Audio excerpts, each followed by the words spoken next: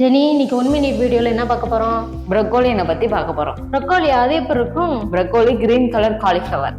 அதனால என்ன பயன்கள் இருக்கு? அதுல நிறைய பயன்கள் இருக்கு. நீங்க ஒயிட் கலர் காலிஃப்ளவர் யூஸ் பண்றீங்களா, அதுல இருக்க சத்தை விட இதுல நிறைய சத்து வந்து அதிகமாவும் இருக்கு. இவ்வளவு சத்து இருக்கா? எங்க சொல்லுங்க கேட்போம். நார் சத்து அதிகமா இருக்கு.